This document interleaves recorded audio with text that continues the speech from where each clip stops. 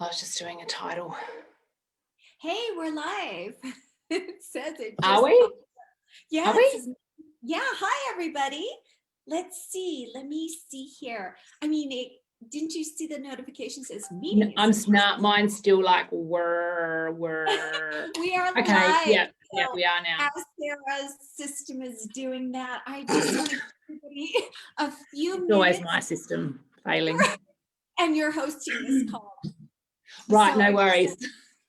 I just wanted to give everybody a few minutes to come in and join us. I do want to actually acknowledge that even though Sarah and I are having conversation and we're inviting you to, of course, look in and overhear everything, it's more than just that. We really want to be in dialogue.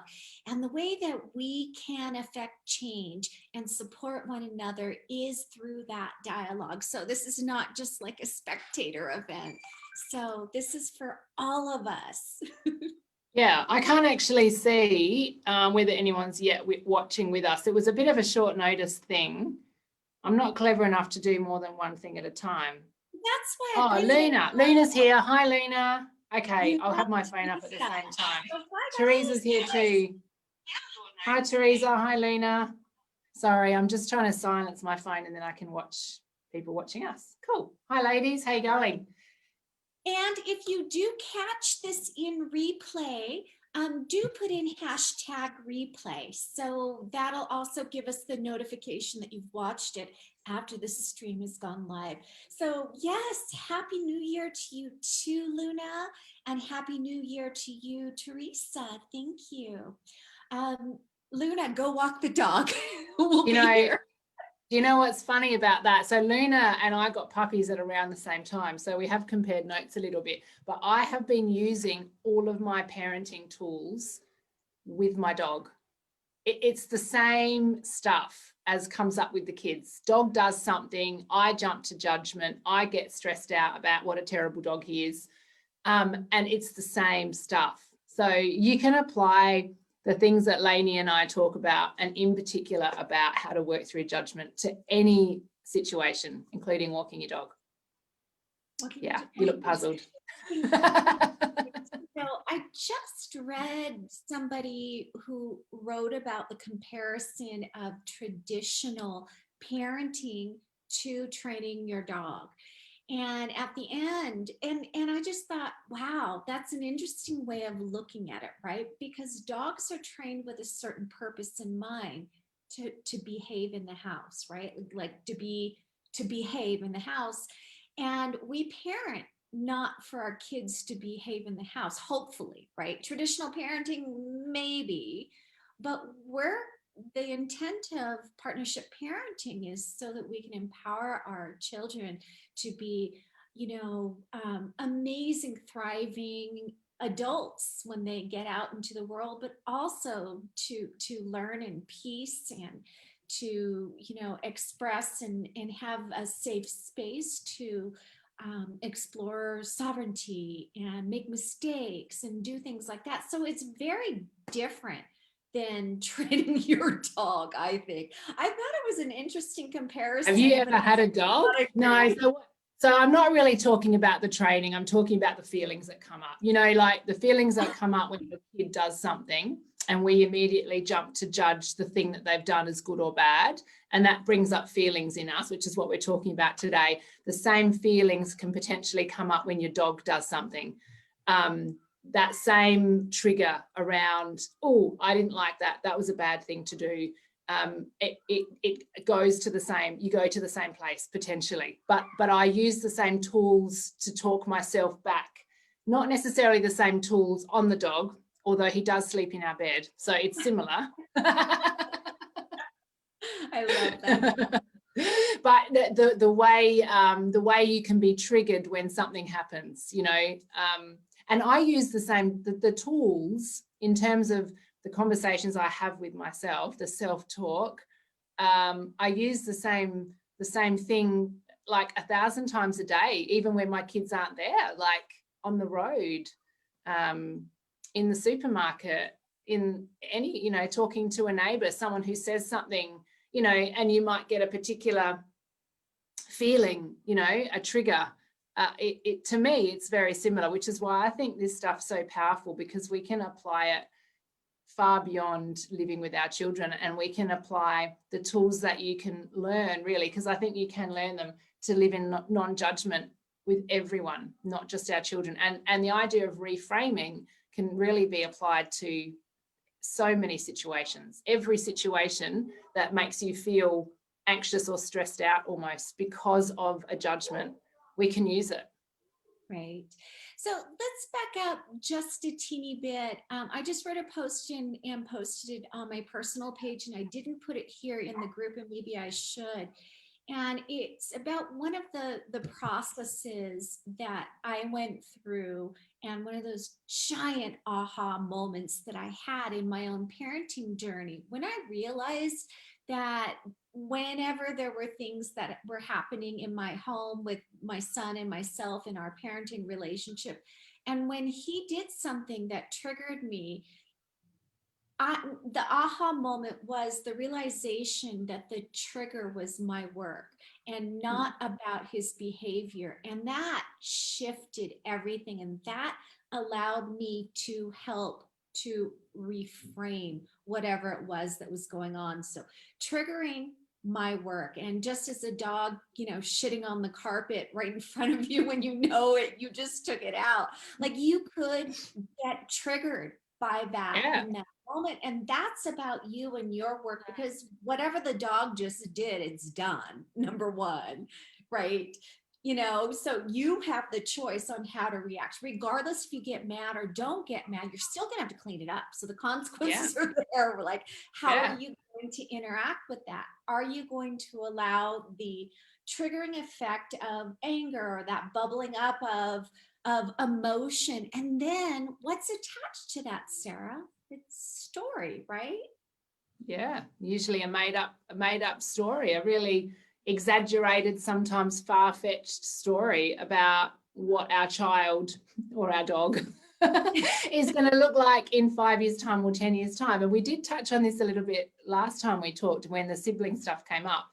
And this is kind of just like the next step, isn't it, really? Like, what tools can we do to support people? What tools can we share to support people with stopping ourselves, not from feeling the trigger, but reacting in that moment, and then following? It's like this backwards thing, isn't it? Where's it going? What story is at the end of that trigger? And how can we really take the power out of that story? Sometimes completely turn it on its head, right? Like, I used to call it flipping my thinking. You call it reframing. There's lots of other words. I mean, I certainly find all the time that often the opposite ends up being true. And then I realized how ridiculous my fears were. But, we shouldn't judge them as ridiculous either, because they're important. They take us somewhere really important. We do have the opportunity to either continue with our habitual thinking, which could be something that we can recognize as the gift from our triggers, right? We are triggered, we are then reacting in a certain way because our thinking is habitual about that. The story plays, the belief plays. They do this, that means this. And what I wrote in my post, just 20, 30 minutes ago was, a few examples. Like, my child, doesn't like what I made for dinner, and they start screaming that I'm the worst parent in the world because I never make anything they like. Well, I could get triggered and react to that, right? So that could be, a story about my failure as a parent. That could be a story about not knowing enough about nutrition. That could be a story, about being a terrible cook. That could be a lot of different stories that I have then created as part of my belief system. And the moment that I start rethinking that pattern, that habitual pattern of thinking that comes up, the emotions that are associated with it, I become the victim of those things, right? That's my own patterning in my mind, but I am not in control of that. So if I allow those triggers to allow the habitual thinking or that patterning to play, that's my choice too. So our work is to look at these triggers as gifts because they show us where our habitual thinking and that patterning has laid down since childhood, right? We've never questioned this stuff. It's time to deal with that. And we could even get into whatever part two is. We're dealing with our reaction mode to the triggers that are showing us that something's not working in our thinking. And then we could talk about the reframing. But do you have anything that you want to talk about with that first?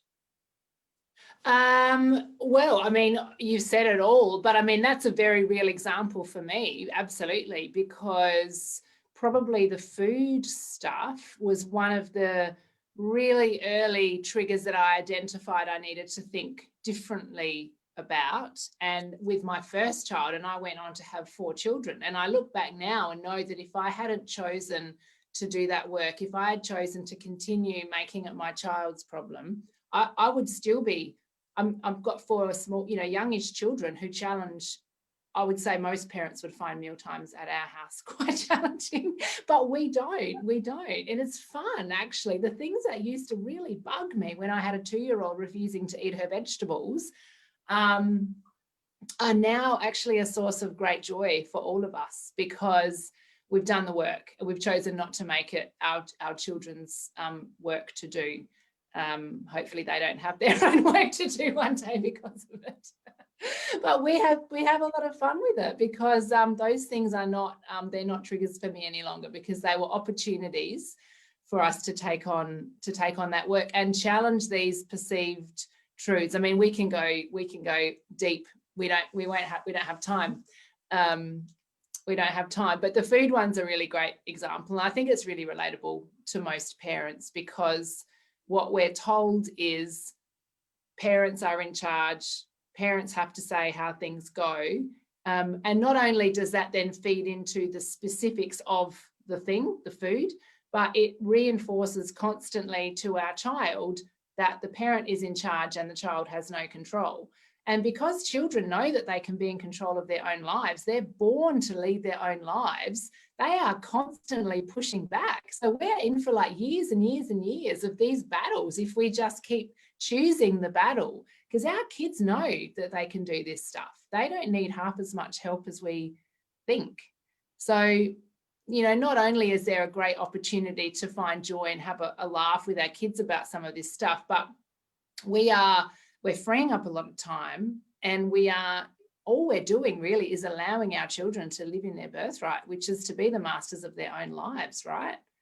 And the benefit for us is we can stop feeling so bloody stressed out about all the things that we're told we've got to do as parents, all the meals that we've got to force our children to eat, the rainbow of colours, whatever it is that is real for us. Vicky's jumped online. Hi, Vicky. Are you still watching? I'd love to. Vicky's a new friend on Facebook, and I'm really pleased to know her. And she's in a very sort of similar world to us. So it'd be cool to know what you think, Vicky. And if any of you watching have had any issues with food, and if it's something that you've worked through, I'd love to know, because I think it's something that parents still really, really struggle with. And consequently, so do our children, because we make these issues that are ours, our children's issues.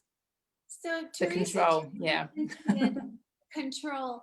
And we've spoken about this a lot, and we will do an actual, like a live where we're just talking about control. But I always remind parents that control comes from a place of fear, right? We want to control because underneath the lack of control, we're afraid of something. And the fear that we're afraid of can be also attached to our habitual thinking or projections into the future, which is a part of the story. So we've got a lot to reconcile within ourselves. And the trigger itself may look like control coming out from within you. But really the work is about looking at those two things, the story and then the patterning or the habitual thinking. So one of the things that I work with teens is to help them I mean, adults can do this too. It just so happens I work with teens. So I'm not saying that teens are the only ones who do that. So I just want to be clear about that first. But one of the things that I do help them with is to help them recognize when habitual thinking takes over, right? When that belief system takes over, and when they go into a mode of reaction, right? Reaction is not the same as responding. Responding is using your decision making or your reasoning to look at the reaction as it's coming up, which might be a result of the belief system or the habitual thinking or the stories that you've been telling yourself about the future. But all that stuff comes up. And most of the time, if we're not getting aware of it and going into responding mode, we're in reaction mode, and it's like autopilot. And we can live our life like that. And a lot of people do live their lives like that. But if you want to get control over, and not control from a fear-based way, but if you want to reconcile your triggers, you've got to look at them. You can't push them aside. You can't ignore them. You can be, a person who's reacting from them, but I'm saying let's take a step above and respond in kind, in a way that's intentional. Do we want to be a victim of our own programming? Do we want to be on autopilot? Do we want our triggers then to control how it is we walk through the planet with ourselves in the supermarket, with the dog shit on the carpet, and with our children? Do we want that? I would choose to be more autonomous and acknowledge that all that programming exists. And the great part of all that programming is it makes me. It makes you. We see the world through our own lenses, but let's not be a victim to those things. Let's use those as part of our intentionality of walking through this planet and in our parenting. So I hope that helps, Teresa. Hi, Annie's just jumped on and she just made a comment. I find that, which is quite relevant, I find the hardest thing about world schooling and travel with my 12-year-old is around eating. I often eat what he eats because he rarely budges on good choices, which would not be my choice. So one of the things that we really enjoy to challenge is this notion of good, which feeds into this idea of judgment. And that's kind of this other piece of the puzzle. So Annie, what I'm curious about is, are you saying, I think you're saying that your son is making a choice that you perceive or you judge to not be a good choice. So your choices would be the good choice and he's choosing something different. Is that what you mean? Just give me a thumbs up or something, because I don't want to put words in your mouth, but I think that's what you mean. And I've certainly been in that place of sitting in judgment over my children's choices around all sorts of things, but food absolutely in particular.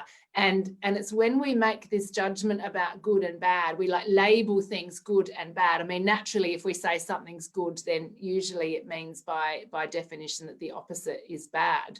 And if that is then attached to a human being that we really love and that we want to be in connection with, then they are possibly going to feel the weight of that judgment on them. And that is where we often will sit when we're in reaction mode and our kids choose the thing that we perceive to not be good. That I would say many parents at that moment have the feeling my child's making a bad choice or a wrong choice or an unhealthy choice or whatever words you want to layer on top of that.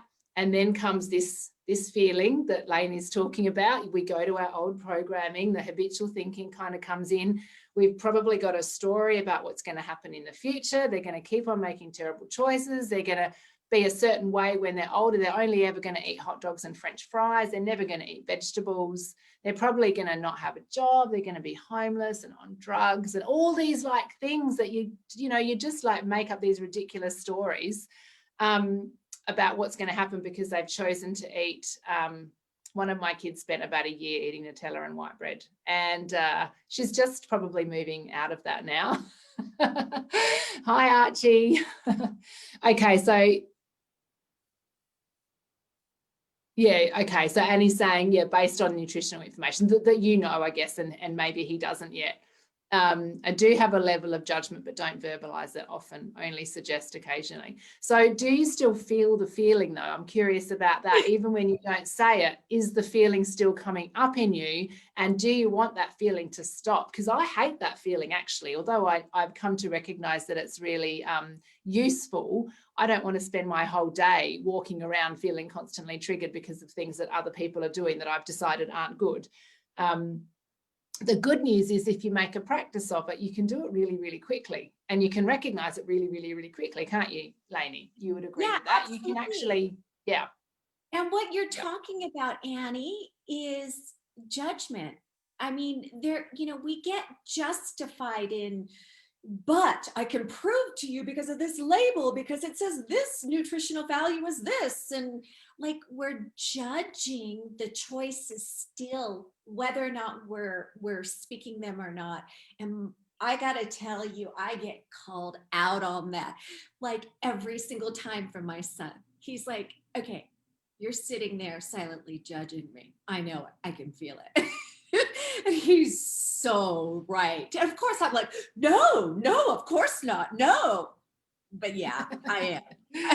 Yeah, they know it. They know it. Yeah, they know it. They know it. Yeah. So and the point. Go ahead. Well, the point of. Must be because we're in different time zones. So funny. The point of this isn't that we stop caring about what our kids doing and stop being engaged in what they're doing. It's that if we did need to come up with a plan for our child because we decide at some point that they need some support with something, we're far better placed to be able to do that when we're not sitting in that really triggered reactive mode. So if in 5 years' time Annie decides that actually she does need to offer her son some more support, and they're gonna formulate a plan, you will be much better able to do that when you're not feeling that feeling of suffering and of stress. So Annie's saying it doesn't trigger you. Good. I just do my own thing if I don't agree. Yeah, I mean, that's an acknowledgement, I guess, that he's his own person. Exactly. And that was the point. In the beginning, your first comment was you end up eating food that you think is bad because he doesn't want to eat the food that you eat. And I would say that as somebody who comes from a radical unschooling background in parenting, I model the behavior that I wish to support in my family culture, right? So if eating healthy is important to me, then I'm going to eat healthy. I'm not going to tell him to eat healthy and then go get a burger and fries. Well, sometimes I get a burger and fries because I like burgers and fries. But besides that, you know what I mean? So like for me, it's about balance. Yes, I put vegetables on my plate. Yes, I eat salad. And the food issue had never been one of those struggles in our family, just because the choices were always plentiful. And he always saw me eating a pretty balanced kind of plate. So that happened to be, one of the things that I didn't push up against, Sarah, you're getting closer and farther away. Oh my God, I'm so sorry. So speaking of judgment, because where judgment comes up for me most often, actually, and this is the real gift of this work, is judging myself, because I'm like, why the hell didn't I fix my freaking lighting beforehand? I mean, I tried to. But then I judge myself. I imagine everybody else is going, what is she doing? Why can't she get her bloody lighting sorted out? So, when we sit in judgment of, I have no excuse, seriously, I'm just compromised technologically. When we sit in judgment of our kids and we are in reactive mode with the things that they do, we then do the same thing to ourselves, actually. Oh, yeah. Oh yeah. Yeah. I want to say hi to Carly. So what we started talking about was the relationship between judgment and how that relates to our triggers, but we haven't yet really tapped into the reframing, which is the next part of the work. So hopefully you guys will, through our this little bit of conversation, you'll get the sense that how important it is for you to be accountable and responsible for your own triggers, right? That's your work. And part of the way that you can start to move into a healing relationship that's supportive and in partnership with your children is by reframing or shifting the story, by changing the story. Instead of looking at the behavior that triggers you from your children, look at what the unmet need is below that.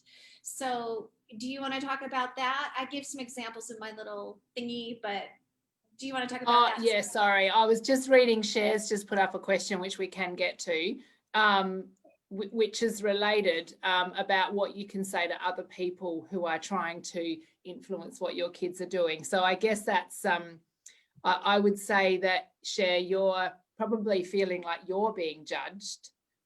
Because if you didn't feel that, you wouldn't actually care what they were saying, and you'd probably feel much more confident in advocating for your children. So we'll get to that. That's like that's the a later stage. Like, let's work on the reframing, and then hopefully as we keep talking, it'll unfold, and you'll be able to use these sorts of things, throughout your day. And what I'm really confident you'll notice, and this is what I've noticed, and I know Lainey has too over years, is you stop caring what other people think, not because you don't care about other people, but their opinion of you will start to see as a judgment, and you'll start to feel that has no place in your life, not in the way that it once did.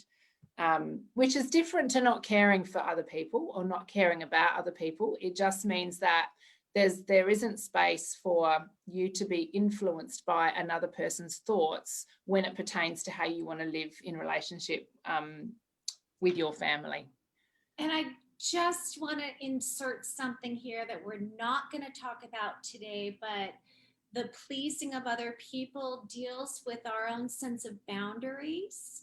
And I can tell you, with pure honesty and authenticity, I have been working on my people pleasing, which has been a part of the challenges that I took on in 2020. And I can tell you that I'm feeling much better about who I am. And in terms of facilitating larger groups and communities, it has helped keep my sanity.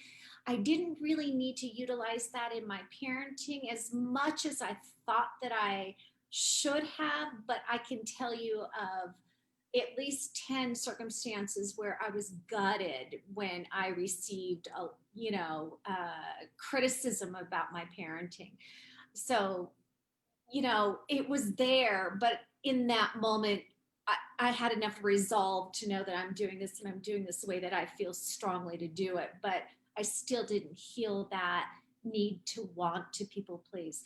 So the two things that you will look at if you want to go deeper on your own, or maybe we could talk about it some other time, would be healthy boundaries and people pleasing. So hopefully that'll give you some direction. Go ahead, Sarah. Well, now I've forgotten what we were talking about. We're talking about reframing.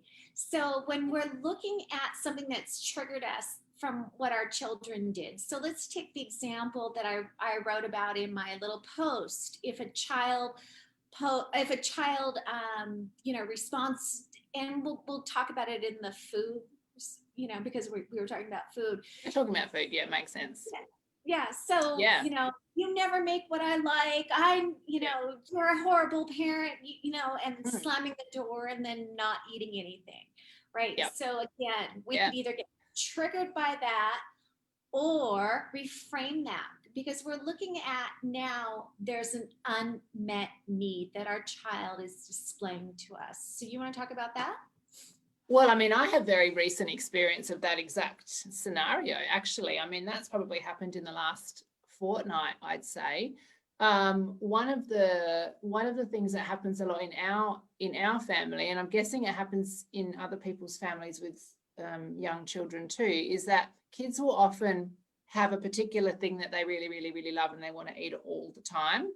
So then you just like make sure you've got a lot of it available. But then after about, say a month of eating this one thing, and you've got a whole pantry full of it because they love it, they then decide that they don't want it. But they normally don't tell you that until you've prepared the meal.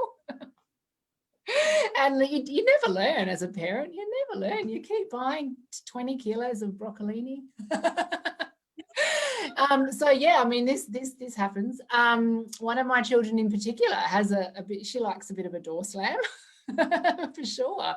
And I mean, there's a couple of things that I do. I definitely sometimes see it as an unmet need. Sometimes because I don't always believe it is. So I think that's also where some of the work, that some of the discernment lies, as opposed to judgment, is our job is working out where that might be. Now, my children are actually pretty verbal about what their needs are, so we don't have to guess very much in our family. But that one, you never make food that I like, or I told you I don't like that, why did you cook it? That might happen sometimes too. That can be very much about not feeling like you're listened to, because, if my mum really loved me, she'd know exactly what I wanted to eat. So that could be an unmet need, and that has happened in our family. So it's an opportunity.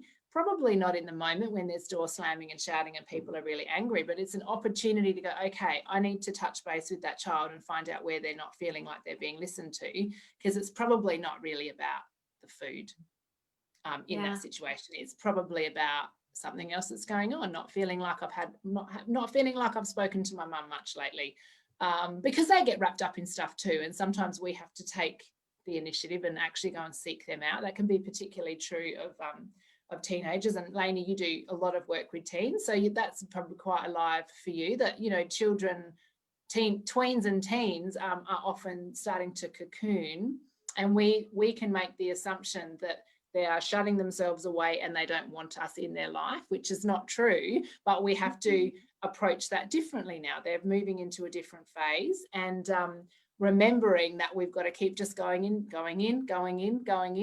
with an invitation or a door knock, but seeking that connection, even if it doesn't seem to us that they are. So in relation to a teenager doing that, like, I don't like that. Why did you make that for me? You're a terrible mother. Door slam, lock myself in my room. That might have a different kind of source than a 2-year-old doing it, perhaps. I mean, a 2-year-old really might just like carrots this week. But, my child doing it is probably, I need connection. I haven't had any today. Mum hasn't knocked on my door. She's forgotten about me. And now she's given me food that I hate. So it's an opportunity, isn't it? It's an opportunity to just touch in. Absolutely. And I would say every sort of reaction or acting out, from toddler to tween all the way through adolescence, I would say the core of that acting out is about connection, right? And what you just described is about not being seen or heard. And that was like that was the most traumatic challenge that I went through as an adolescent. I was never seen, I was never heard, I was never acknowledged, and that did numbers to my self-esteem and to my sense of self and my confidence. And that was about lack of connection, right? So underneath the being seen and heard is, I'm not connecting, I'm not, I don't have that secure attachment. If you read anything about like secure attachment or attachment styles, the secure attachment is really at the core of what we're talking about here, because we want to raise our children from a place of security and attachment. And there's, things that you do as a parent to make sure that you create that secure attachment. And that's a biological brain wiring thing. So it's very, very important. But we approach that through partnership. And the disconnection or the lack of connection looks different in different stages of the child's development. So the tween or the teen, slamming their door about the broccoli, that's about not being seen or heard. And what's not being seen or heard, that's, I don't feel connected in this moment. And it's not a general statement about my life in general, you're a terrible parent. It just means that's what's alive for your child in that moment, and it's important to acknowledge. Yeah. One of the other examples I wrote was about a teen who's like on their phone and they're ignoring their parents, and the parent, I remember this, calling my son's name, Miro, Miro, Miro, Miro, and totally ignoring me, right? Totally. And I could feel the triggering starting. I could feel all of that stuff coming up inside of me. And, the stories are going, my pattern thinking, my habitual thinking is turning on. I remember, what it meant to be ignored when I was a teen, and like all that stuff comes up, right? And the not acknowledging me could be an unmet need on his side. And by reframing that, maybe one of the perceptions that he has is that he's feeling judged. He's on the phone, mom's trying to get my attention, and if I acknowledge her, is she just going to tell me I'm always on the phone? Don't want to hear that. I'm just going to ignore her, right? And it's about that sort of individuation, the sovereignty, the freedom of self, and following their own, testing their own waters. They're tapping into their own, sort of interests and passions. And as my mother, if I look up from whatever it is that I'm doing, is she going to criticize me? I'm just going to keep my head down and do what I'm doing. Like, so there might be that unmet need that he's not or she's not feeling connected or supported, or, she will or he will be judged in that moment. So like getting below the behavior and really trying to figure out what it is that behavior means in that moment. And then sometimes it might even mean they have their earbuds in and they don't hear you. Right? Right? That might be another thing, right? Or it might be they're in a very intense conversation. And doing two things at once just doesn't work in that moment. Or it might be they're in a game and something, they're about ready to hit this great, goal or whatever it is that they're doing in the, like, who am I to think just because I said my son's name or my daughter's name 6 times they didn't respond, they are responsible for reacting to my whim because I want their attention.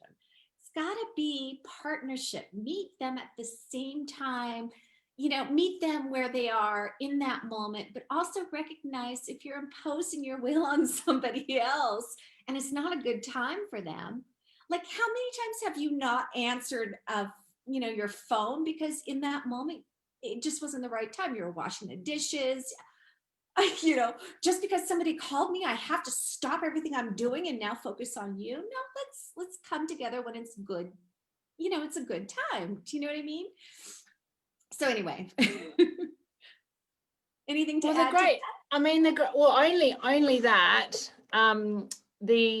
Sorry, you probably got a really nice view up my nose then. My lighting is really bugging me. I am massively judging myself. I'm just letting you guys know that. I'm going to sort it out for next time. When you start, when you make a practice of living in this way with your kids, then it's just where you go back to all the time. I just kind of more and more, I think of it almost as being like a set point.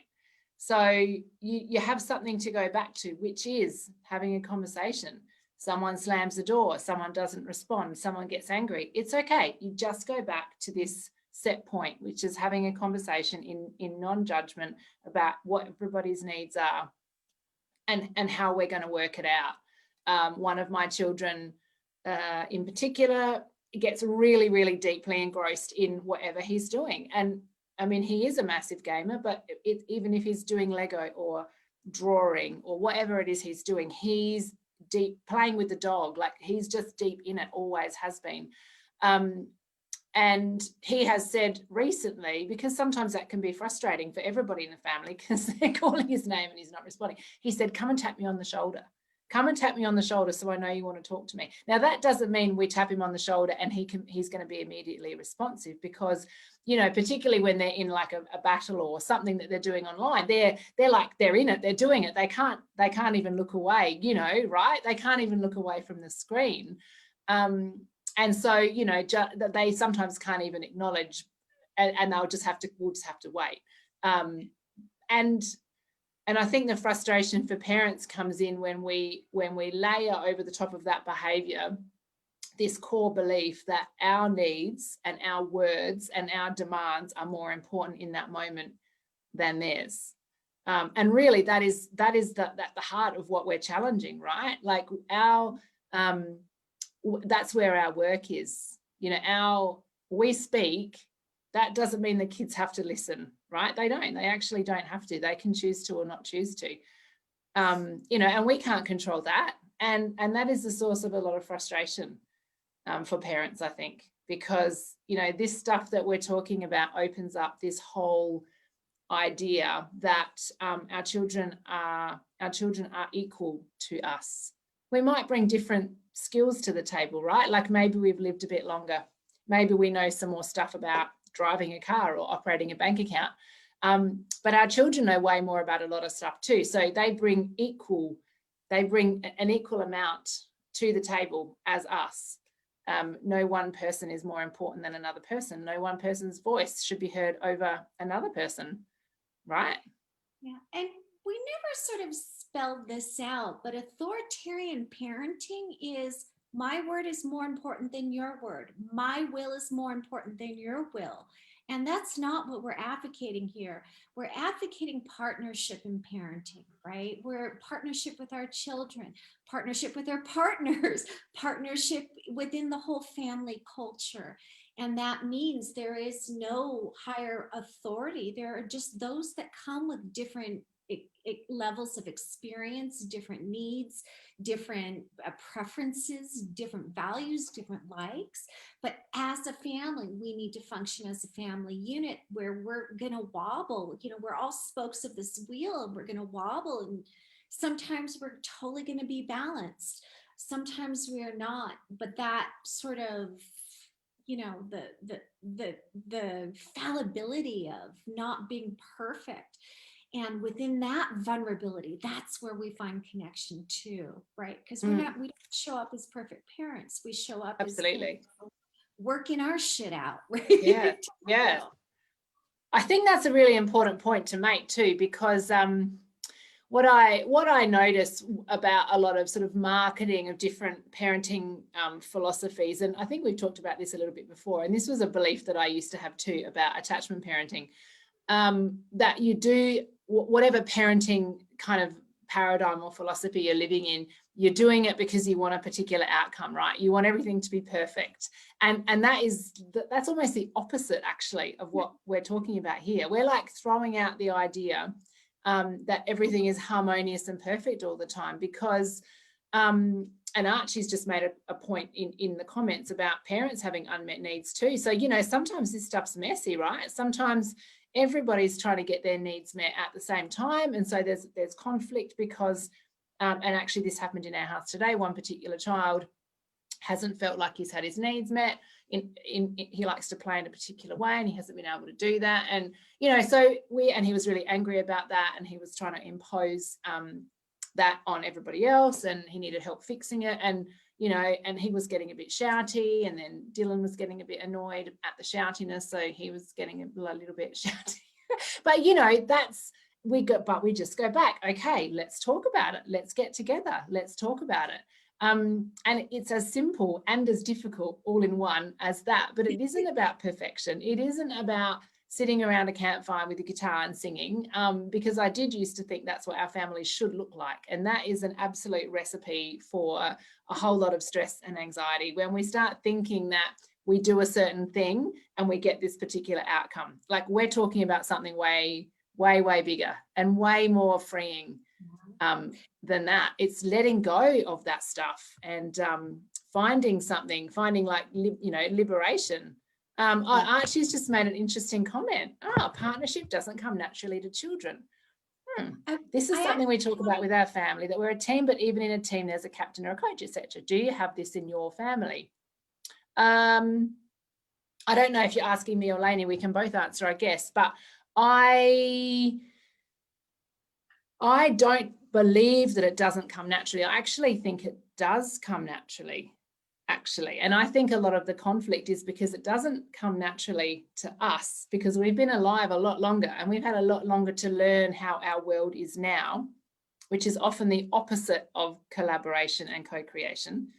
So we don't naturally, I mean, I think we could, and it gets easier and easier for me every day, but I think my children are far more natural at living in partnership than I am. I think they find it way easier than me. But it might not look like that to other people, because sometimes it does look like us butting heads because I'm trying to force my will on them. I mean, I'm saying but it could be you, it could be we, like as parents, we are often trying to force our will on our children because of our perceived role as a leader or a coach. I definitely agree that there are some times where someone needs to take charge. Like if we go out, my kids can't drive a car, right? I have to drive the car. And so I have to understand how the road rules work. And I'm usually in charge of when we get in the car because I've got the keys. But that doesn't mean that I'm like the boss of the excursion. Somebody else might be in charge of another element of the outing, like where we're going, or we've got this thing in our car. Someone likes to look after the dog. Someone likes to choose the music, and they sort of work out how that goes. And I'm in charge of driving the car because I know how to drive a car. But I don't perceive myself as being the leader or in charge of our family. That's not to say that people who think that are wrong. That's just how I see it. And I think our children crave partnership, and they do it very, very naturally. Yeah. I wanted to answer this in a couple of ways. The first thing, Archie, is this is something that I've given a lot of workshops about, and I call this the design of the family culture. And the reason why I know this works is I've applied this to my family's culture. This was an intentional choice within our family when we first started traveling. So what this involved for us in our family was creating the dialogue around what our family culture looked like before we left. And then we had the vocabulary to be able to talk about those things in a manner which we both agreed to. And there were 4 elements, and I'm not going to go through and workshop all of those things, but I'm just going to tell you what they are. And this is part of like our family culture focus when we do our courses. But the first part is within your family itself, you need to co-decide what your governance looks like. And I wish there was a better word for that. Governance means, how are you making decisions? How are you talking about consequences? What are the manner in which the culture, the guidelines, or whatever I don't like rules, but what is it that you're going to decide together?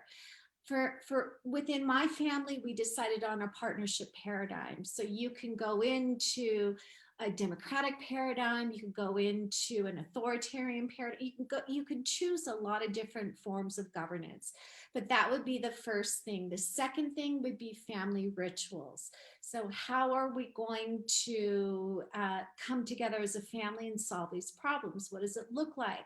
What are the things that are important to us? The third thing is our family values. How are you bringing your core values, and how are the members of our family bringing their core values in to be able to then organize and decide and define very intentionally together what those values are. And then you're living in alignment to the values. So when you make decisions, and they're sometimes hard decisions, you've got this filter to be able to figure out, is this in alignment with this core value that our family has co-decided on? And then finally, the last thing is themes. Play with themes. What kind of family are you? Are you a family who says yes to everything? Are you a family that you know, totally embraces the challenging and questioning of everything? Are you a family who, you know, likes to try one new thing a day? You know, what are the themes that resonate with your family? And then back within your rituals, like, when are you guys going to come together and reorganize this and see if it's working and assess it? So to me, that intentional creation of a family culture is at the root of what you're doing. So if partnership is a part of that, then it's got to be exercised. Like, they've got to have their word too. Like, that's what partnership is about. You can't just remind them. You are creating a system that empowers them to actually exercise their partnership. And if it's all within the alignment of this co-created, you know, family culture, then there's no question about whether or not partnership comes naturally or not. It's what you've decided. Unless together you decide that you're going to live in an authoritarian paradigm, and then why are you here? So I hope that helped. Yeah. Archie wants to know who chooses the music out of my children. we do you know what, we've got this, the kids have kind of adopted this system, right, where someone will want to sit in the front, but they've decided, and this is a really good example of how kids can work this stuff out very, very well without any adult involvement at all. They've decided that, like, sitting in the front, it holds some, it's of high value to them. But there's a couple of them that are actually too young to be allowed to sit in the front. And so one of them gets car sick, and so always sits in the front. So he's always got this like trump card. So then the others, in order to counter that, have decided it's only fair if they get to choose the music, which is another trump card. This is what they've decided. It's not because I've said these things hold particular value. They've just decided that sitting in the front, looking after the dog and choosing the music are like high value cards. And so they work out how that's going to work in the car. And you're not allowed to hold more than like 1 or 2 high value cards at a time, apparently. So you can't choose the music and look after the dog and sit in the front. Unless you go out with unless you go out with your mum by yourself, in which case you can do all 3. So that's how they work it out. So if you have the dog with you, somebody else gets to choose the music. But sometimes it's really fun to go, not everybody can read. So that's the other thing. If Peggy chooses the music, she only knows how to find about 3 songs. So when she wants to choose the music, everyone's like, no. It's funny, but it's fun. You know, the point is, I guess, that I wanted to make there is that by me not feeling like I need to control that situation, we have a lot of fun with it. It's really fun. And sometimes we listen to Shawn Mendes 3 or 4 times in a row, and we're all like tearing our hair out, but it's funny. You're like, it's fun. That's one of Peggy's favorites. No one else really likes it.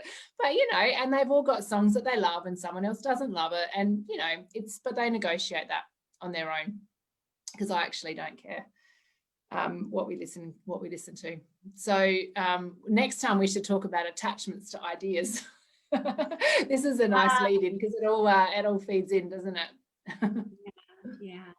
So we've been here for quite a while. We just yak. I mean, did we actually talk about what we said we were going to talk about? Have we like moved forward in some kind of logical way? We talked about reframing, right? We talked about connection and the unmet needs. And understanding what our role is as a parent. And we touched a little bit on family culture. And yeah, I think we did a pretty good job. Yeah. So, unless there are any other questions or comments or anything that you want us to address, please drop them in the comments now. And if not, we will probably address it, whatever issues are still outstanding on the next live. These are so much fun.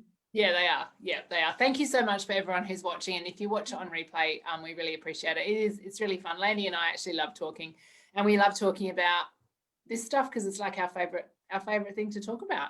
Totally. So we really appreciate you being involved. And yeah, feel free to add comments and we'll come back to them. And these conversations often will then lead into what we're going to talk about in these lives too. So yeah. Thanks, guys. Have a really good week as everybody heads into Monday. The first Monday of the year. Have fun, everybody. Night. Bye.